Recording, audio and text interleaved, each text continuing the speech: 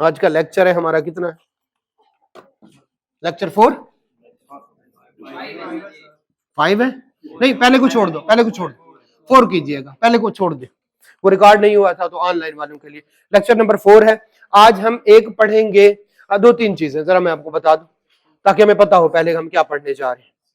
ठीक है, आए जरा ये अगर हम चैप्टर को देखें ओवरऑल, हमने डेफिनेशन और ऑब्जेक्टिव ऑफ ऑडिट पढ़ ली। ओके, हमने फाइनेंशियल स्टेटमेंट के जो है कंपोनेंट एलिमेंट्स ये फाइनेंशियल स्टेटमेंट के एलिमेंट्स, ठीक है। ओके, उसके बाद हमने किस तरह से इवॉल्व हुआ ऑडिट हमने पढ़ लिया।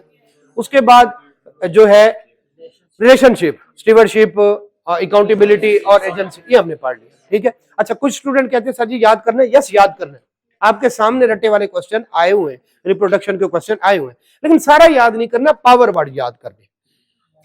ठीक है, लेकिन ये ना हो वहां पावर वर्ड लिख के बैठे तो एक पावर वर्ड ही मुझे आता है। ठीक है, तो चले, तो अब जो है चले जो है उसके बाद एश्योरेंस और लेवल ऑफ एश्योरेंस हमने पढ़े। ठीक है, उसके बाद हमने क्यों हम एब्सोल्यूट एश्योरेंस, ठीक है, देखिए 100% एश्योरेंस है एब्सोल्यूट एश्योरेंस, 50% से कम है रिव्यू नेगेटिव, और 50% से ज्यादा, लेकिन वैसे ये कुछ जनरल के रूल नहीं है, जनरली हम 50% से ज्यादा या 60-70% से ज्यादा जो कि एब्सोल्यूट के करीब करीब हो, हाई लेवल हो, ठीक है, वो है कौन से वाला, रीजनेबल। लेकिन ऐसी कोई परसेंटेज है नहीं। ठीक है, बस ज्यादा आप किसी को 100% ना कर सके लेकिन काफी हद तक मुतमिन कर दे तो वो रीजनेबल है। लेकिन अगर आप कहें कि भाई मुझे तो कोई ऐसी चीज नजर नहीं आई, लेकिन एक कोई बंदा फलां बंदा कैसा है, आप कहें जी मैं तो गारंटी देता हूं उसके बारे में, ये कौन से वाले, एब्सोल्यूट एश्योरेंस, ऑडिटर नहीं देता। यार मेरे मुताबिक वो अच्छा बंदा है, रीजनेबल, मैंने कभी उसमें कोई ऐसा, ये नेगेटिव है, मैंने कभी उसमें ऐसा कोई गलत काम नहीं देखा। ठीक है, ये क्या है, लिमिटेड है, बस ये चीज। आगे चलते हैं, ये हमें पता चल गया। फिर हमने एश्योरेंस इंगेजमेंट की डेफिनेशन पढ़ी, एश्योरेंस कॉन्फिडेंस, और ये कॉन्फिडेंस देने का जो सारा प्रोसेस है assurance engagement, auditor engagement, assurance engagement अभी आपके लेवल पे 1 है, आगे जाके फिर चेंज। उसके एलिमेंट है 5, अगर इनमें से एक भी मिसिंग हो तो वो नॉन एश्योरेंस बन जाएगी, एश्योरेंस नहीं रहेगी। ठीक है, फिर हमने एडवांटेजेस पहले पढ़ लिए थे जी, हमने पढ़ लिए। ठीक है, अब हम जो है इससे आगे भी हमने कुछ पढ़ा, एक्सपेक्टेशन गैप। हाँ ठीक है, हमने एक्सपेक्टेशन गैप और कुछ कॉमन मिसअंडरस्टैंडिंग या एक्सपेक्टेशन गैप्स है जो हमने पढ़ लिए। फिर हमने ऑडिटर की रिस्पॉन्सिबिलिटीज, और फिर हमने मैनेजमेंट की रिस्पॉन्सिबिलिटी, हाँ इसको आप पूरा कर लेते हैं। और फिर स्टेक होल्डर की क्या, स्टेक होल्डर शेयर होल्डर, उनकी क्या रिस्पॉन्सिबिलिटीज हैं कि वो समझे। ठीक है, वो क्या कहता है, it is the responsibility of the stakeholder, shareholder, ठीक है, to understand and eliminate the expectation gap so that the scope of, scope के साथ लिखे कितना काम करना है, स्कोप ऑफ ऑडिट, स्कोप जहां भी है कितना काम करना है, कि ऑडिटर कितना काम करता है, स्कोप क्वांटिटी में आता है, स्कोप ऑफ, तो scope of audit is not mission. ये ना समझे कि हम 100% काम करते हैं, ये ना समझे हम 100% एश्योरेंस देते हैं, कि ये स्कोप है। क्लियर है, ताकि मिसअंडरस्टूड ना करें। तो जो शेयर होल्डर है, देखिए हमने ऑडिटर की रिस्पॉन्सिबिलिटी, 3 पार्टी होती है ना, 3 पार्टी, ऑडिटर की रिस्पॉन्सिबिलिटी पढ़ ली। ठीक है, क्या है, जल्दी से याद नहीं कर रहे आप, रिपोर्ट, और आखिरी कम्युनिकेट करना एज आइजाज के मुताबिक, ये 3 रिस्पॉन्स। मैनेजमेंट की भी 3 है, फाइनेंशियल स्टेटमेंट बनानी है, फाइनेंशियल स्टेटमेंट में एक और पॉइंट लिखा हो उसको कर ले, टू आइडेंटिफाई फ्रेमवर्क, ये उसमें दूसरा पॉइंट है, टू आइडेंटिफाई फ्रेमवर्क, ये दूसरा पॉइंट है इसमें, इसी में दूसरी लाइन में कहीं लिखा होगा आइडेंटिफाई, ये दूसरा पॉइंट है बेसिकली, पहले में 2 पॉइंट है। और फिर कौन से वाला, ऐसा इंटरनल कंट्रोल डिजाइन करना टू प्रिवेंट मिस स्टेटमेंट और एरर एंड फ्रॉड, ना फ्रॉड हो सके ना एरर हो सके, यानी मिस स्टेटमेंट। क्लियर है? आगे चलते हैं। तीसरी रिस्पॉन्सिबिलिटी, ऑडिटर को एक्सेस दे इंफॉर्मेशन, एडिशनल इंफॉर्मेशन, और हर बंदे और हर एसेट तक, हर चीज तक उसको एक्सेस देना। चले, ये हमें पता चल गया। ये तो दो हो गए। तीसरे हैं स्टेक होल्डर या शेयर होल्डर। उनको भी चाहिए कि वो समझे एक्सपेक्टेशन गैप को और उसको रिमूव करें, बाकियों को भी समझाएं कि ऑडिटर कितना काम करता है। एक्सपेक्टेशन गैप ये ना समझे कि कोई गलती हो फाइनेंशियल स्टेटमेंट में, ये आपने किसका ऑडिट किया है? भाई हमने फाइनेंशियल स्टेटमेंट में गलतियां निकालनी है, हमने जो है फाइनेंशियल स्टेटमेंट प्रिपेयर नहीं करने। चले आगे चलते हैं। ये हमने पढ़ लिया। अब इसमें एक दरमियान में एक पॉइंट रह गया है, वो पढ़ते हैं हम। नहीं जी, आज हम पढ़ेंगे एक तो ट्रू एंड फेयर व्यू, दरमियान में कहीं पे है, पेज नंबर बता दीजिएगा। पेज नंबर 4 पे ट्रू एंड फेयर व्यू। फिर फाइनेंशियल रिपोर्टिंग फ्रेमवर्क्स, वर्क नहीं वर्क्स, और कुछ हम डिस्कस करेंगे फिर पास पेपर के क्वेश्चन। और आगे हमारे पास अगर टाइम बचा तो IAASB एंड पे होगा। Page number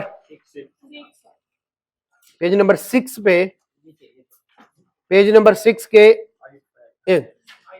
international federation of accounting IFAC, और उसके नीचे अगर दूसरे पेज पे जाएं तो पहला है इंटरनेशनल ऑडिटिंग, सेकंड में जो लिखा हो अश्योरेंस। असल में ये IFAC का ये क्या होते हैं, थोड़ा बहुत एग्जाम पॉइंट ऑफ व्यू से इतना इंपॉर्टेंट नहीं, दरमियान में इसका बस ऐसे उड़ता असल चीज है ट्रू एंड फेयर व्यू। जब कहते हैं financial statement give true and fair view, देखिए ट्रू जो है वो इसमें गलतियां नहीं है, ट्रू इसमें गलतियां नहीं है। फेयर, अब देखें जरा सुनिएगा, एक होता है एरर, एक होता है फ्रॉड। मिस स्टेटमेंट दो वजह से होती है। नंबर 1 किसकी वजह से? एरर की वजह से, और नंबर 2 फ्रॉड। ये दो गलतियां, दो की वजह से क्या होती है? Miss statement. और हम ढूंढते हैं मटेरियल मिस स्टेटमेंट। इसका मतलब है अगर सामने आ जाए तो फ्रॉड भी पकड़ लेते हैं, और सामने आ जाए एरर भी, लेकिन सामने ज्यादातर आता क्या है? एरर आता। लेकिन हम वर्ड यूज करते हैं due to error and fraud, या इन दोनों को मिला के मिस स्टेटमेंट और मटेरियल मिस स्टेटमेंट। क्लियर हो गया? अब जरा एरर हो गई। जो फ्रॉड होता है ना, देखिए अगर वो कहे डेबिट, कैश करे 6 लाख से और डेटर को क्रेडिट करे, यानी पैसे आए डेटर को क्रेडिट कर ले 10 लाख से, फ्रॉड कर रहा है, ये तो फौरन पकड़ा जाएगा। क्यों? आज का जो बैलेंस है वो बैलेंस ही नहीं होना, ऐसा है। और जब ऐसे सॉफ्टवेयर छोटे से होते हैं वो लगाएंगे, ये पकड़े जाएंगे। तो वो फिर फ्रॉड करता है ऐसी चीजों पे जहां पे वो उसको जस्टिफाई भी कर सके। जैसे प्रोविजन फॉर डाउटफुल डेट्स कम कर दे, 10% होनी थी 8%, उससे पूछते हैं, वो कहता है यार मेरी जजमेंट है, इस दफा अब कर लें कुछ। उसने तो एक्सपेंस कम कर दिए, लेकिन क्या वो न्यूट्रल है या बाइस्ड है? बाइस्ड है। शाबाश। तो जब हम कहते हैं ट्रू, गलतियां नहीं है, फेयर, फ्रॉड नहीं है, कौन से वाला? जो बाइसनेस की वजह से है। क्लियर हो गया? लें जी, इंपेयरमेंट, उसकी कंडीशन की तरफ ही नहीं जाने दे रहा। हमें बता नहीं रहा कि मार्केट में हमारी इन्वेंट्री अब बिक नहीं रही, सेल रिटर्न हो रहा है, साइड पे रख रहा है, बता ही नहीं रहा। तो जब कोई चीज की सेल रिटर्न होना शुरू हो जाए, इसका मतलब है उसकी अब उस तरह से वैल्यू नहीं रही, तो उसको लोअर ऑफ कॉस्ट, आपको समझ रहे हैं, ये बाइसनेस की वजह से। तो जब हम कहते हैं give true and fair view, तो ट्रू का मतलब है एरर नहीं है, और फेयर का मतलब है वो फेयर है, वो फ्रॉड नहीं कर रहा, वो बाइसनेस या वो बाइस्ड नहीं है। क्लियर है? वो किसी खास साइड पे फाइनेंशियल इंफॉर्मेशन को नहीं लेके जाना चाहता, बल्कि जैसी है वैसी दिखा रहा है। तो ट्रू एंड फेयर व्यू को ओवरऑल कोई डेफिनेशन नहीं है, लेकिन वक्त के साथ साथ साथ साथ ये वर्ड यूज होता रहा तो हमने दो बातें निकाली। ट्रू एरर नहीं है, फेयर फ्रॉड नहीं है। वो बंदा फेयर है, कहते हैं ना वो बंदा फेयर है, झूठ नहीं बोलता, सही काम करता है। बाइसनेस नहीं है उसमें, वो सीधा बंदा है। क्लियर है? तो ये नहीं जी, पढ़ते हैं आज। True and fair view, term true and fair view are fair presentation. अगर वो कहे give true and fair view, उसका भी वही मतलब है। अगर वो कहे प्रेजेंट फेयरली, उसका भी यही मतलब है कि ये ट्रू एंड फेयर व्यू दे रहा है। ठीक है? या fair presentation have no legal definition, बस ऐसे वर्ड यूज होता है। लेकिन normally true means free from error and fair means free from undue biasness in preparation or presentation. Preparation and presentation of financial statement में किसी खास side की तरफ झुकाव नहीं है। हर दफा प्रोविजन को कम करता है, हर दफा एम्पेयरमेंट को कम करता है, हर दफा ही उसकी जजमेंट लोअर ऑफ कास्ट और एनआरवी को नहीं दिखा, हर दफा लॉस कम करता है, हर दफा इनकम बढ़ाता है। इसका मतलब है ये क्या है? ये बाइसनेस शो कर रहा है। क्लियर है? नहीं जी। अच्छा, ये किन एरियाज में करता है? जिन एरियाज में जजमेंट यूज होती है। देखें, प्रोविजन फॉर डाउटफुल डेट्स क्या है? एस्टिमेट है, जजमेंट। वो अड़ जाता है, नहीं मेरी जजमेंट है इस दफा जो है डेप्रिसिएशन इतनी नहीं होगी, हमारा एसेट 10 साल नहीं बल्कि कितने चलेगा, 12 साल चलेगा। मेरी जजमेंट है इस दफा जो है कोई खास बैड डेट नहीं होने, बाइस्ड है। चले पढ़ते हैं जरा नीचे। The phrase true and fair view indicates that judgment is apply, खास तौर पर fair view is indicates that judgment is applied in preparation of financial statement. Clear हो गया? अब बताएं, अगर ऑडिटर कह रहा है नहीं नहीं 10% रखो, तो ये क्या है? एक्यूरेट है? ये भी जजमेंट है, जजमेंट है। क्लियर हो गया? और अगर दोनों की जजमेंट मिल जाए तो फाइनेंशियल स्टेटमेंट गिव ट्रू, समझ रहे हैं ना? दोनों की जजमेंट मिल जाए ये तो फाइनेंस, तो ऑडिटर क्या कहेगा? ऑडिटर भी कहता है 10 मिनट और मैनेजमेंट भी कह रही है 10 मिनट, तो हम बड़े खुश होकर कहेंगे financial statement give true and fair view. इसलिए कहता है in preparation of financial statement by the management and in expressing the opinion by the auditor. जब भी कहेंगे give true and fair view, तो ट्रू का मतलब एरर से फ्री और फेयर का मतलब क्लियर है? चले ठीक है, ओके, आगे चलते हैं। अब आते हैं फाइनेंशियल रिपोर्टिंग फ्रेमवर्क। कोई एक ही फ्रेमवर्क है? एक ही फ्रेमवर्क है? नहीं, काफी सारे हैं।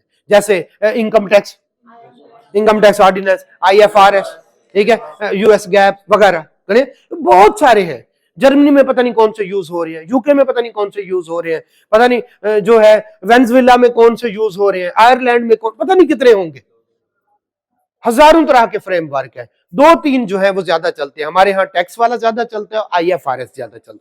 लेकिन जो अमेरिकन हैं, ठीक है, यूके वाले भी IFRS, ठीक है, जो अमेरिकन हैं वो US generally accepted accounting principle use करते हैं। क्लियर है? तो उसने वैसे बहुत सारे हैं, हमारे सिलेबस में उसने 4 तरह के यूज किए हैं हमारे सिलेबस के मुताबिक। वैसे बहुत सारे हैं, पढ़ने पड़े। आप CFAB में जाएंगे तो आपको थोड़ा बहुत इंट्रोडक्शन देंगे, ठीक है, लेकिन वो बहुत सारे हैं। तो नंबर 1 उसने कहा financial reporting framework is the set of, ये आपको पता है, पहले दिन बात हुई थी, क्राइटेरिया यूज टू, खास क्राइटेरिया जिसपे मैंने क्या वो की है फाइनेंशियल स्टेटमेंट प्रिपेयर, और ये एक्सेप्टेबल होना चाहिए हमारे दरमियान। अगर एक्सेप्टेबल ना हो, ऑडिट एंगेजमेंट या अश्योरेंस एंगेजमेंट को कबूल ही ना करें। अब हम ऑडिट नहीं करते, हमें समझ ही नहीं आती आपने इस क्राइटेरिया को क्यों चूज किया। क्लियर है? लें जी, types of framework, there are many type. For example हमारे सिलेबस में ये 4 तरह की है, इनकी डेफिनेशन भी है, इनको सिर्फ वो किया है। नंबर 1 जनरल पर, और दूसरा कौन से वाला? जनरल पर। जरा सुनिएगा, जनरल पर्पस जो ज्यादा ऑडियंस के लिए हो, स्पेशल पर्पस जो किसी 1-2 के लिए हो। जनरल पर्पस फ्रेमवर्क और कौन से वाला? Special purpose. अब जरा देखिएगा, इसकी डेफिनेशन नहीं है, हमने ज्यादा पढ़ना भी नहीं इसको। अब जरा देखिएगा, एक फाइनेंशियल स्टेटमेंट बैंक ने कहा यार तुम ऐसा करो, इन 3-4 महीनों की ना पिछले अपनी फाइनेंशियल स्टेटमेंट दे आओ ताकि मैं तुम्हें लोन दे सकूं। सुनिएगा, और एक फाइनेंशियल स्टेटमेंट है जो यूजर्स ने, शेयर होल्डर ने एजीएम में देखना है, और उसके बाद हमने रख देनी है स्टॉक एक्सचेंज की वेबसाइट पे, जिसका दिल करे जब डाउनलोड करके देख ले। अब बताएं इसमें से जनरल पर्पस कौन सा है और स्पेशल पर्पस कौन सा? जो बैंक वाली है, और जो बस बात ही खत्म हो। यहां तक क्लियर है? यहां तक क्लियर है? तो हमें जनरल पर्पस जो वाइड रेंज ऑफ यूजर के लिए हो, क्लियर है, और स्पेशल पर्पस फ्रेमवर्क, ठीक है। अब जो बैंक कहेगा हम उसके मुताबिक करेंगे, और वो कहे कि तुमने सिर्फ और सिर्फ बैलेंस शीट को करके लाना है, हम बैलेंस शीट को करके लाएंगे। अगर वो कहे फ्यूचर कैश फ्लो को ले, तो उसके मुताबिक करेंगे। क्लियर? तो एक जनरल पर्पस, एक कौन से वाला? स्पेशल। इसकी डेफिनेशन नहीं है, मैंने थोड़ा सा बता दिया। ज्यादा यूजर के लिए जो फ्रेमवर्क हो और जो किसी एक दो के लिए हो। अब आगे चलते, असल जो हमारा आने वाला है, और वो कौन से वाला? Fair presentation framework and compliance framework. जरा सुनिएगा, फेयर प्रेजेंटेशन फ्रेमवर्क कहता है आपकी financial statement true and fair view दे। इसका क्या मतलब है? फ्री फ्रॉम एरर हो और बायसनेस भी नहीं हो। ऐसा फ्रेमवर्क जैसे आईएफआरएस है, वो कहते हैं ये 10 पॉइंट है, लेकिन फेयर प्रेजेंटेशन क्या? यूजर को ज्यादा अंडरस्टैंडिंग होनी चाहिए। जो यूजर है, दोबारा से, हम फाइनेंशियल स्टेटमेंट किसके लिए बनाते हैं? मैनेजमेंट के लिए, शेयर होल्डर के लिए, या प्रोस्पेक्टिव शेयर होल्डर के लिए, या जिसने कंपनी के बारे में इंफॉर्मेशन, यूजर्स के लिए। वो कहते हैं अगर यूजर की अंडरस्टैंडिंग के लिए किसी आईएफआरएस में 10 पॉइंट दिए गए हैं, वो कहते हैं भाई यूजर की अंडरस्टैंडिंग के लिए अगर 12 पॉइंट भी लिखने हैं लिख दो, यानी वो रिस्ट्रिक्ट नहीं करते। वो कहता है ये गाइडलाइन मौजूद है। एग्जांपल देने लगा, फेयर प्रेजेंटेशन के एग्जांपल में देने लगा। वो लिखते हैं जो भी अकाउंटिंग पॉलिसी हो, रेवेन्यू का कौन सा स्टैंडर्ड है? आईएस 8 है, 15, ठीक। वो कहते हैं, और इसी तरह से ये बताएं कि डेप्रिसिएशन कौन सा मेथड होगा? अच्छा जोड़ दे, इन्वेंट्री का कोई 2-3 मेथड बता दे जो वो कहता है। लाइफ हो, नहीं लाइफ हो खत्म हो गया, 5 हो, इनसे वाला कौन से वाला यूज करना? वेटेड एवरेज क्यों नहीं करना? वो भी करना है, वो भी कर सकते हैं।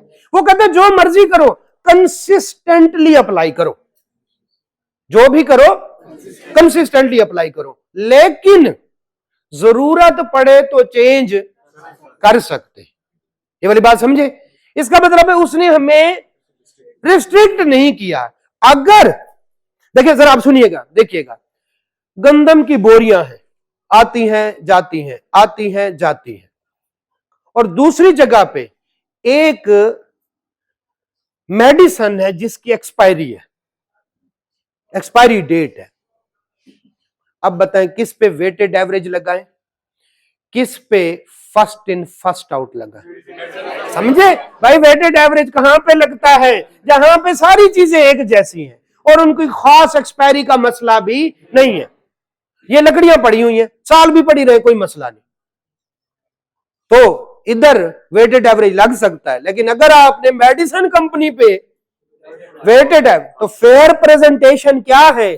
जो पहले आए वो पहले बिक जाएं, और जो आखिरी पड़ी हुई है ये लेटेस्ट है। ये लेटेस्ट है क्योंकि एक्सपायरी सेंसिटिव है। हमारा मामला क्या है? एक्सपायरी सेंसिटिव है। क्लियर है? और हम वेटेड एवरेज में जहां पे प्राइस बहुत ज्यादा चेंज भी ना हो रही है, ठीक है। तो हमें वो कहता है आप दोनों यूज कर सकते हैं, कहीं पे रोका है वेटेड एवरेज ना यूज करें। क्लियर? आज मैंने आपको बताया है कि फर्स्ट इन फर्स्ट आउट कहां पे ज्यादा जरूरत पड़ता है, खास तौर पर जब प्राइसेस चेंज हो रही हो, ठीक है, और आप सस्ते को सस्ते में बेचे और महंगे को आगे महंगे में बेचे।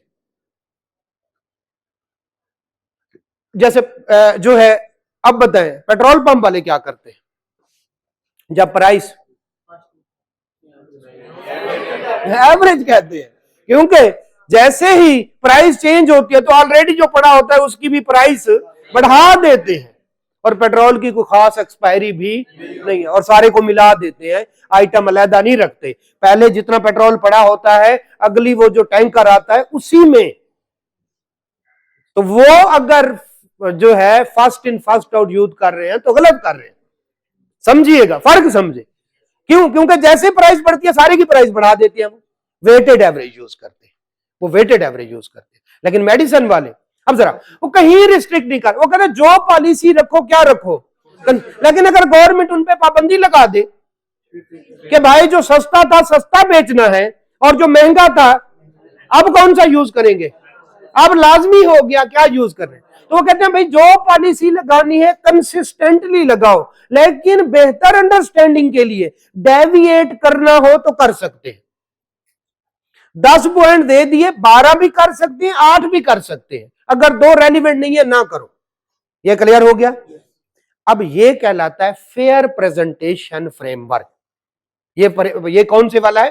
फेयर प्रेजेंटेशन यूजर की अंडरस्टैंडिंग बेहतर करने के लिए, ट्रू एंड फेयर व्यू के लिए चाहो तो थोड़ा बहुत डेविएट कर सकते हो, कम पॉइंट भी कर सकते हो और ज्यादा भी कर सकते हो। ये फेयर। अब जरा आइएगा इनकम टैक्स वाले, इनकम टैक्स वाले आपकी मर्जी है या जैसे कानून कहते हैं, अब नहीं, ये कौन सा फ्रेमवर्क? जब आप हट ना सके, जब आप एक पॉइंट भी आगे या पीछे ना कर, जैसे इंपेयरमेंट क्या नहीं होती, टैक्स वाले कहते हैं कोई इंपेयरमेंट नहीं, ऐसा है या नहीं? टैक्स वाले इसी। अच्छा, क्या एक्सपेंस हो तो पहले से प्रोविजन बुक कर लेनी चाहिए? यूजुअली टैक्स वाले कहते हैं हो ही नहीं सकता। ये कौन सा फिर फ्रेमवर्क है? ये है कंप्लायंस करनी पड़ेगी। कौन से वाला? किधर? Compliance framework. तो अगर आप यूजर की अंडरस्टैंडिंग के लिए फ्रेमवर्क से डेविएट कर सके कम या ज्यादा, तो वो क्या कहलाता है। और अगर आपको जुर्रत ही ना हो, चाहे सही है चाहे गलत है, भाड़ में गया यूजर, तुमने जो कानून है वो मानना है, तो वो कौन से वाला है? Compliance framework. क्लियर है? एक जनरल, एक कौन से वाला? फेयर प्रेजेंटेशन, और कौन से वाला? ये समझ आ गया? यस, ये बात बनती है। अगर यूजर की अंडरस्टैंडिंग, आखिरी दफा, यूजर की अंडरस्टैंडिंग के लिए आप उनकी दी गई हिदायत को बढ़ा या कम कर सके। अब जरा सुनिएगा, लेकिन यूजर की अंडरस्टैंडिंग के लिए, अब जरा देखिए, एक पेट्रोल फिलिंग स्टेशन वाला है, ठीक है, और वो वेटेड एवरेज से FIFO पे चला गया। क्यों? क्योंकि अब गवर्नमेंट ने कहा है सस्ता जो पड़ा था तुम्हारे पास वो सस्ता बेचना है, और जो महंगा पड़ा था महंगा बेच, तो वो वेटेड एवरेज से किस पे चला गया? FIFO पे, ठीक है। और दूसरा है, उसने कैलकुलेट किया इसमें प्रॉफिट वेटेड एवरेज में कम है और फर्स्ट इन फर्स्ट आउट में ज्यादा है। दोनों फेयर प्रेजेंटेशन फ्रेमवर्क को फॉलो कर रहे हैं, दोनों। उसने भी डेविएट किया, उसने भी डेविएट किया। अब बताए कौन ठीक कर रहा? गवर्नमेंट वाला यूजर की अंडरस्टैंडिंग बढ़ाने के लिए उसने वेटेड एवरेज से किसकी तरफ आया, और दूसरा बाइस्ड हो गया, प्रॉफिट बढ़ाने के लिए किस पे चला गया। क्लियर है? तो जब जरूरत हो आप डेविएट करें। फेयर प्रेजेंटेशन ये नहीं कहता कि आपको आप कैलकुलेट करें वेटेड एवरेज से और फिर किससे कैलकुलेट करें, जो आपको अच्छा लगे कर ले, ना ना ना। बेहतर यूजर की बेहतर अंडरस्टैंडिंग के लिए अगर आपने डेविएट करना है तो करना है। इसका यह मतलब नहीं है कि ये चूं चूं का मुरब्बा है, जब दिल करे कम कर ले पॉइंट, जब दिल करे बढ़ा दे, जब कहे लोअर ऑफ कास्ट एनआरवी कर ले, जब कहे हिस्टोरिकल कास्ट पे, जब कहे वो दूसरी कौन सी होती है रिवैल्यूड अमाउंट, एक हिस्टोरिकल कॉस्ट मेथड होता है, दूसरा रिवैल्यूएशन में। जब आपका दिल यूज कर ले, जब आपका दिल करे वो, जब आपका दिल करे आप डेप्रिसिएशन का एक मेथड बता दें, और दूसरा रहेगा जब आपका नहीं ऐसे नहीं, जब आपकी नेचर बिजनेस की, गवर्नमेंट की रिक्वायरमेंट, आपकी माहौल, मार्केट ये चेंज हूं तो आप क्या करें, चेंज करें। फेयर प्रेजेंटेशन भी ऐसे नहीं है, ताकि यूजर को क्या हो, बेहतर अंडरस्टैंडिंग। अब जो कम प्राइस वाला है कम प्राइस पे सेल होगा, जो ज्यादा प्राइस वाला है क्यों, क्योंकि कौन कह रहा है, गवर्नमेंट कह रही है, तो यूजर को बताए कि हमने इस प्राइस पे सेल कर रहे हैं और ये वाला इस प्राइस पे सेल करना है। क्लियर हो गया। वापस आते हैं, फेयर प्रेजेंटेशन जब जरूरत हो यूजर की अंडरस्टैंडिंग के लिए, कानून कह दे बिजनेस की नेचर के किसी भी वजह से, जैसे आज एक्सपायरी खत्म हो जाए तो आप किसकी तरफ जा सकते हैं, वेटेड एवरेज की तरफ जा सकते हैं, लेकिन एक्सपायरी है तो आप फिर चेंज नहीं कर सकते। क्लियर है। तो फेयर प्रेजेंटेशन अगर आप डेविएट कर सकें किसके लिए, बेस्ट व्यू के, सॉरी फेयर जो है ट्रू एंड फेयर व्यू के लिए, अच्छी प्रेजेंटेशन यूजर की अंडरस्टैंडिंग वगैरह के लिए, जब बहुत ज्यादा जरूरत हो आप चेंज कर सके फेयर प्रेजेंटेशन, और चाहे जरूरत हो ना हो, कंपेलिंग नीड हो, फिर भी आप चेंज ना कर सके तो कौन से वाला, चले पढ़ते हैं। Fair presentation framework, fair presentation framework is the financial reporting framework that requires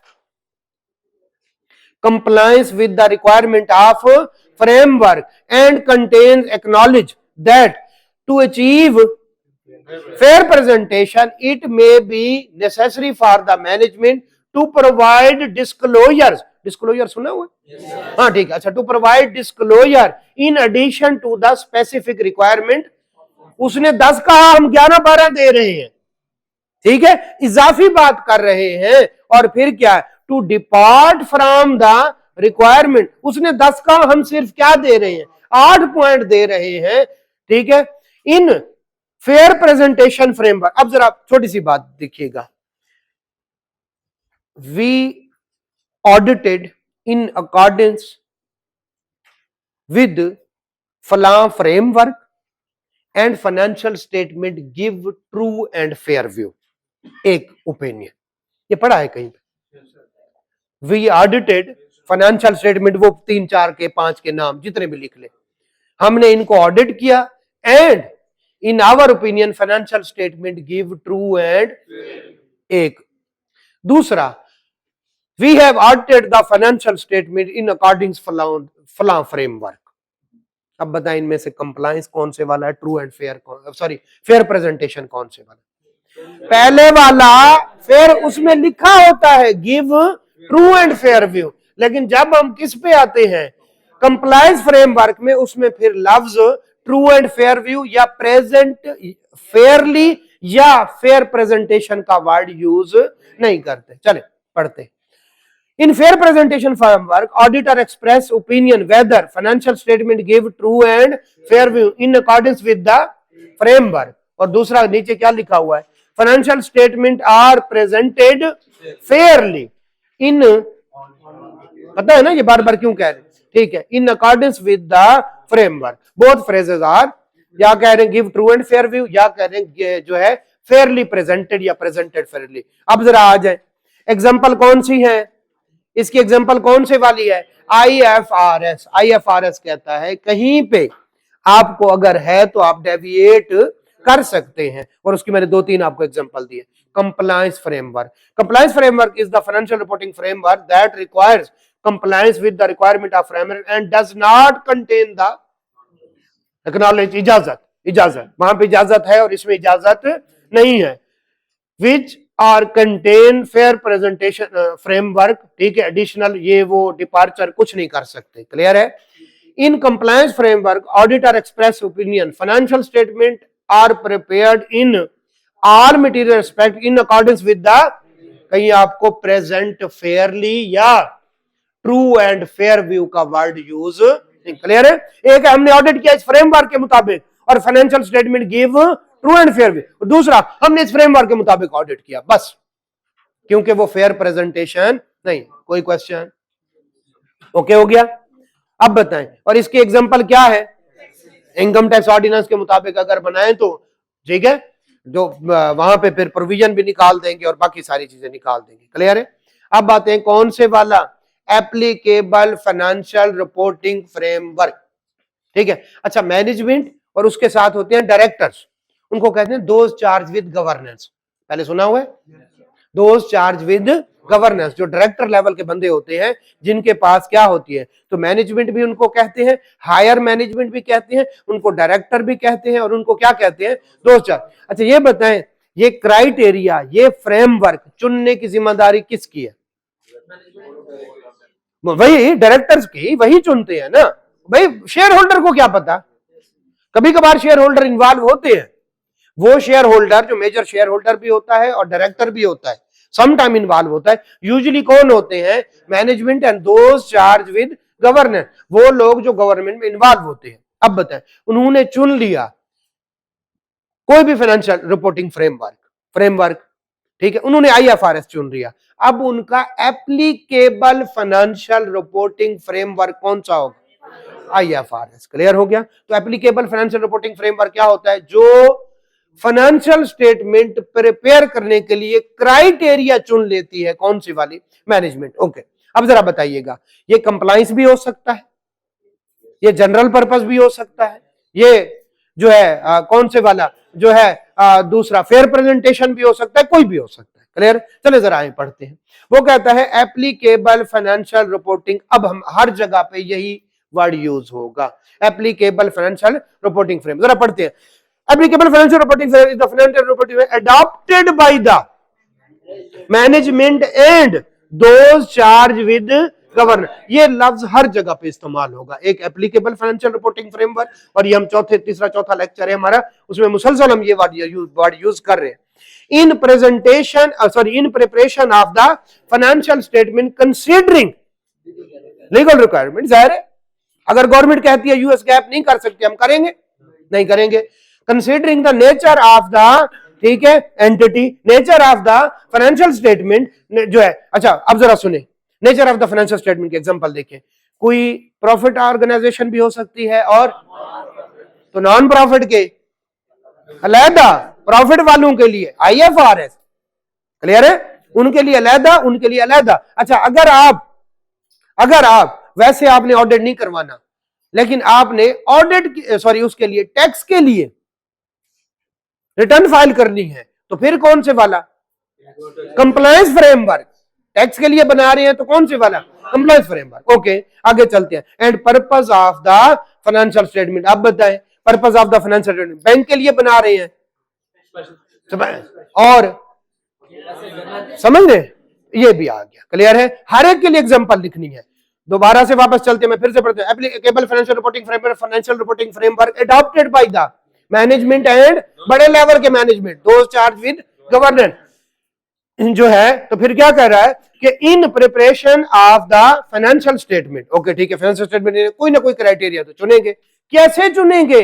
nature किसकी? लीगल रिक्वायरमेंट को साइन में रखेंगे। Number 2 nature of the entity, number 3 nature of the, और number 4 purpose of the financial statement, किसके लिए बना रहे हैं। क्लियर है? उस हिसाब से करेंगे जी। समझ आगे चलती है। Applicable financial reporting framework AFRF, अब यही यूज होगा आगे। एप्लीकेबल फाइनेंशियल रिपोर्टिंग फ्रेमवर्क, ठीक है, इंक्लूड्स फाइनेंशियल रिपोर्टिंग फ्रेमवर्क, आगे क्या लिखा हुआ है, ठीक है, and may be supplemented by the, हमने देखा था ना एक रिपोर्ट में उसने कहा था ज़कात का भी बता दो, तो इसी तरह से जब सारे वो कहते सारा आईएफआरएस को यूज करो, लेकिन ये वाला हिस्सा जो है ये गवर्नमेंट के कहने के मुताबिक कोई एक, तो गवर्नमेंट की लॉ भी कहीं पे आ जाते हैं। If the applicable financial reporting other than the, कौन से वाला? आईएफआर। अगर आपका applicable financial reporting framework IFRS Pakistan में कौन सा चलता है? IFRS के अलावा अगर रखेंगे तो फिर फाइनेंशियल स्टेटमेंट में बताएंगे कि ये किस मुल्क का है, और ऑडिटर भी अपनी रिपोर्ट में बताएगा कि ये किस मुल्क का है। जरा देखिए आगे पढ़े। Country of the framework shall also be mentioned in the financial statement and in Pakistan में यूएस गैप यूज हुआ क्यों? कोई एक वजह। हाँ शाबाश शाबाश, कि मेरी जो कंपनी है नेस्ले की पेरेंट कंपनी वो बैठी है जो है अमेरिका में, कैसे कह सकते, मैं उसकी सब्सिडरी हूं। अब जरा सुनिएगा, थोड़ा सा इसको और लाते हैं। नेस्ले पाकिस्तान ने Pakistani share holder Pakistani stock exchange के लिए भी ऑडिट करवाना है। नेस्ले ने उधर उन लोगों को भी जवाब देना है पाकिस्तान के लिए कौन सा फ्रेमवर्क। देखा, अब रिक्वायरमेंट चेंज हो गई, अब एडॉप्टेड कौन से वाला होगा।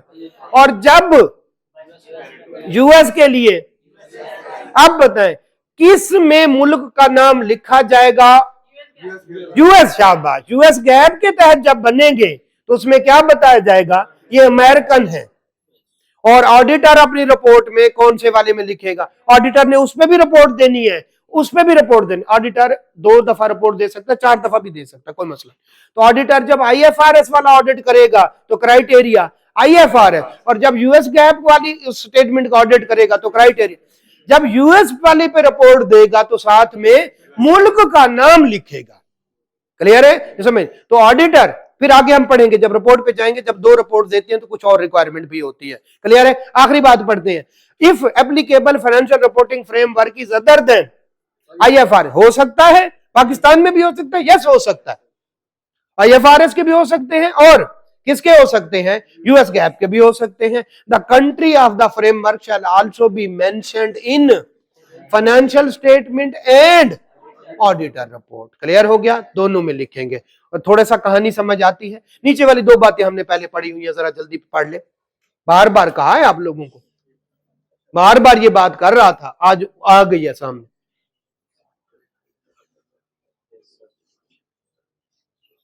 ये मैं बार बार बात कर रहा हूं। Auditor shall not accept proposed, आपके पास जो बंदा लेके आया हमारा ऑडिट कर ले, इसको क्या कह रहे हैं? Proposed audit engagement if applicable financial reporting framework.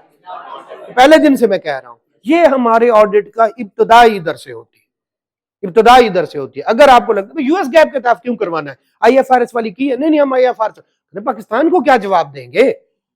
आपके शेयर होल्डर पाकिस्तान है, हाँ। पाकिस्तानी स्टॉक एक्सचेंज में रजिस्टर्ड है, जी हाँ। अच्छा ये बताएं आपके बैंक कहाँ के हैं? जी पाकिस्तान के। तो भाई IFRS के मुताबिक क्यों नहीं करवा रहे? तो अगर वो कहे IFRS के मुताबिक भी करवाए, वो किसी और ऑडिट से करवाए, ऑडिटर से। हम आपसे कौन से वाला करवाने लगे हैं? यूएस गैप, तो फिर आपके लिए ठीक है, आप कहोगे ओके। लेकिन वो कहेगा हम IFRS बनाते ही नहीं और हमारा अमेरिका के साथ कोई ताल्लुक ही नहीं है, फिर भी हम क्या करवाने लगे हैं? यूएस। तो आप कहेंगे भाईजान हमें नहीं समझ आती आपकी, पहले दिन से ही आप क्या लग रहे हैं, अजीब लग रहे हैं, 2 नंबर लग रहे हैं, तो हम नहीं फंसना चाहते। देखिए मैं बात सुनता हूं, एक बात कहता हूं कि जनाब जरा आपकी जितना भी बिजनेस है वो आपकी चलता है नेक नामी पे। अगर आप बदनाम, देख सुने, आपके पास बहुत बड़ा एज है, कल को गलती निकले और आप कहें इनहेरेंट लिमिटेशन की वजह। किसकी वजह से है? इनहेरेंट। आपने ऑडिट किया, कंपनी डूब गई, आपने अदालत को प्रूव कर दिया। क्या आप बताएं, आप सीए के स्टूडेंट हैं, क्या आपको इनहेरेंट लिमिटेशन का पता था? तो जब कंपनी डूबेगी बाहर पूरी दुनिया में कहेंगे कैसा ऑडिटर था। ठीक है, आप अदालत से तो बच जाएंगे, लेकिन बदनामी फिर भी होगी कि कैसा ऑडिटर था, कंपनी डूब रही थी, ये कहता give true and fair view, give true and fair view. Clear है ना? तो इस वजह से भी ऐसी चीजों में हम अक्सर, ये आप थोड़ा सा जाएं, रिकॉर्डिंग भी हो रही है, आप थोड़ा सा आगे जाएं तो अपनी एग्जांपल देते हैं। बात कॉन्फिडेंशियलिटी का इशू होता है, बट आपको बता रहा हूं, चलो थोड़ा सा आगे नहीं जाए, आपने जाना ही नहीं, मैं नाम नहीं ले रहा किसी का। मेरा एक क्लाइंट है, मेरा मेजर क्लाइंट है, 2 साल हो गए मैंने उसको रिपोर्ट नहीं दी। ठीक है, तो एक दिन मुझे फोन करके कहता है सर जी वो क्या मसला है, आपकी फीस 3 गुना कर देते हैं। मैं कभी 10 गुना भी कर दो आपको रिपोर्ट मैंने नहीं देनी। क्यों? मैंने कहा मैंने बिजनेस करना है, यहीं पे रहना है क्या? वो लोगों से पैसे ले रहा है, उनको बड़े बड़े ख्वाब दिखा के। एक सॉफ्टवेयर है, ठीक है, अब इधर नहीं जाना, ठीक, रास्ते में ही आता है।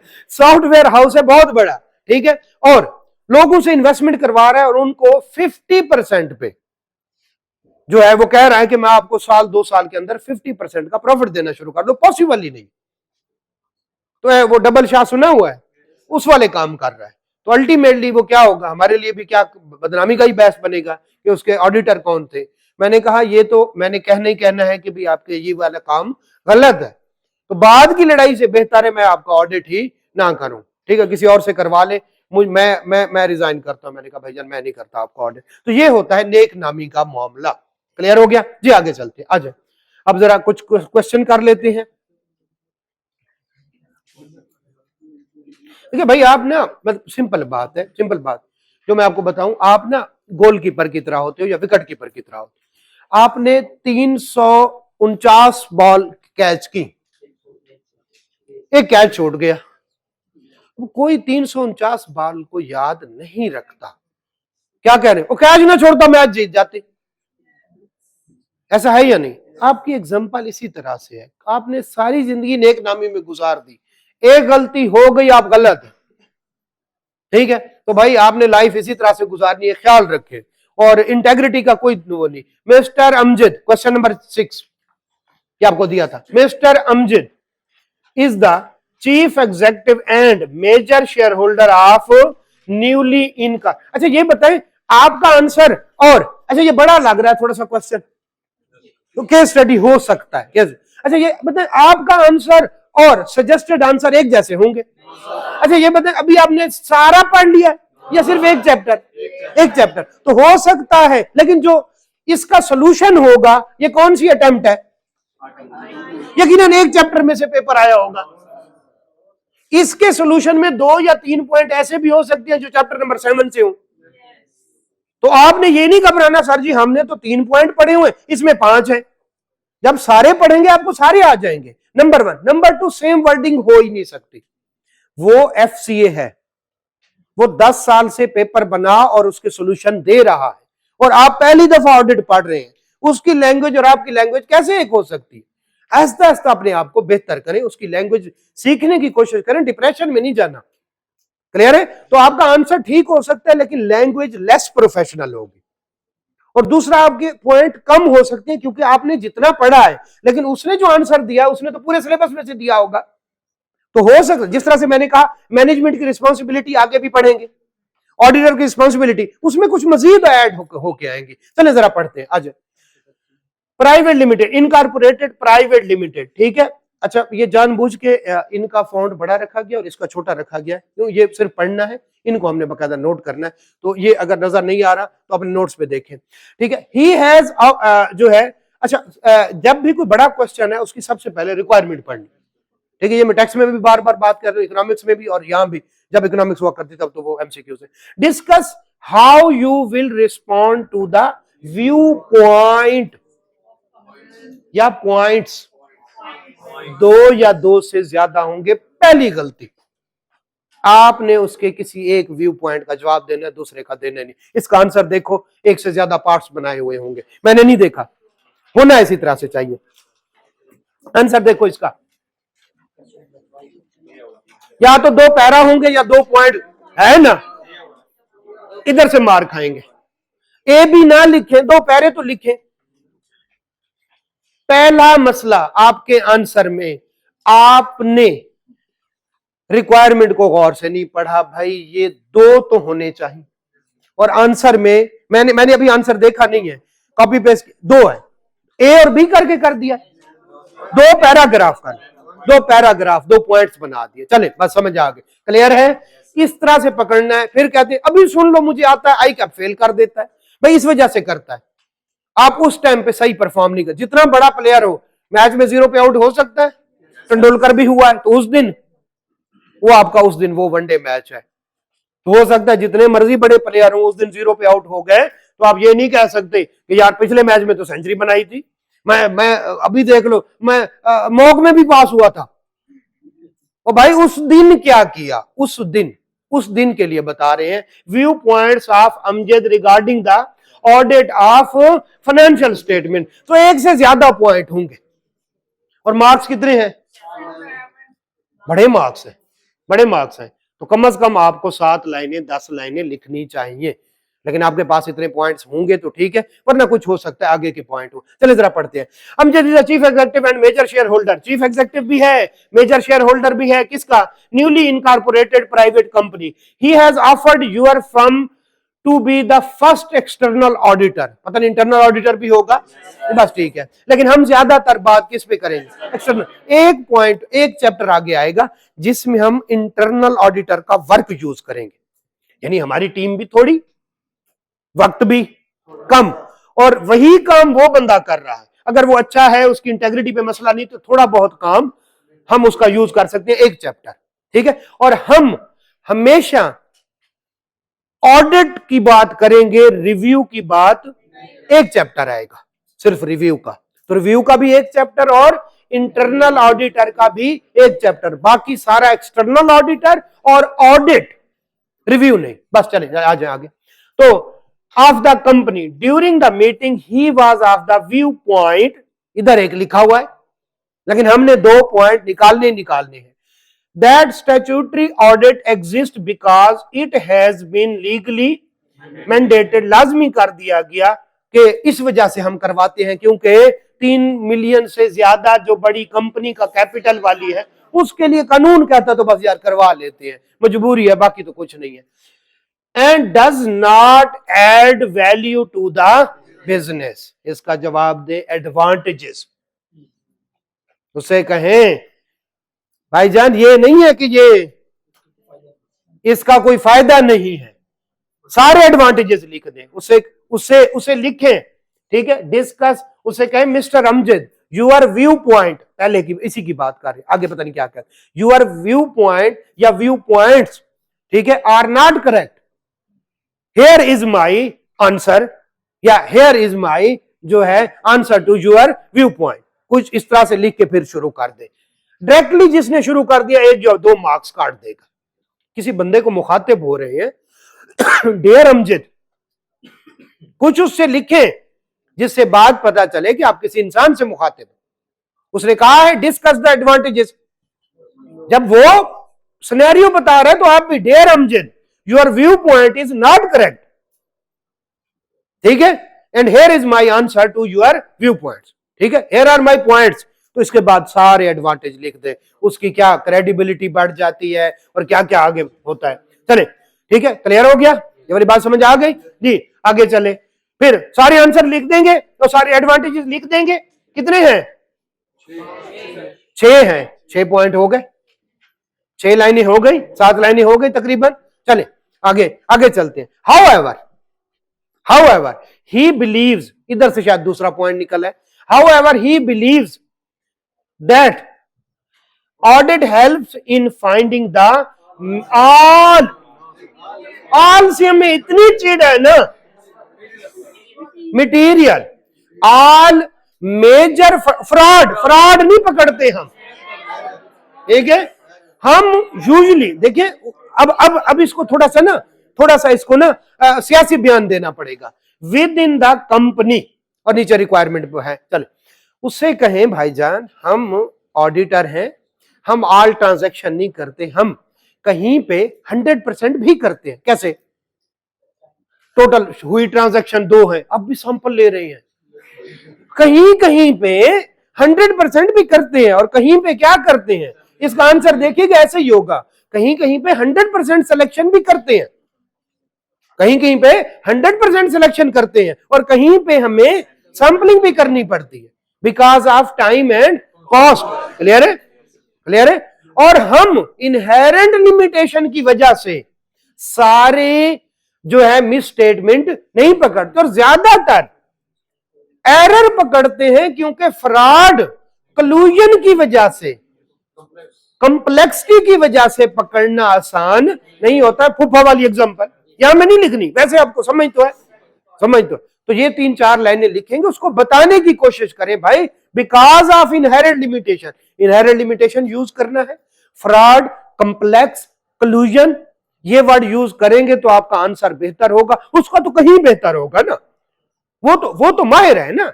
लेकिन अगर आप ये वर्ड कहीं पे यूज कर लें और ये कहेंगे 100% सिलेक्शन भी करते हैं, आप समझ आ गई, 100% शेयर इशू हुए हैं एक दफा, तो उसकी भी सैंपलिंग कर रहे हैं, एक में से क्या सैंपलिंग करनी, क्लियर है। जनरल रिजर्व से स्पेसिफिक रिजर्व में एक ट्रांजैक्शन हुई है पूरे साल में, पूरे साल में एक एसेट खरीदा है, आप कहते हैं मैं तो सैंपलिंग करनी है, समझ रहे हैं। तो कहीं 100% भी करते हैं, लेकिन सेल्स में, परचेज में, उनमें फिर हम मजबूर हैं, क्या करते हैं, सैंपलिंग करते हैं। क्लियर हो गया। तो यस, इस तरह से जवाब देंगे तो किसी हद तक बेहतर हो। मैं फिर कह रहा हूं, आंसर पूरा समझ आपको नहीं आना, लेकिन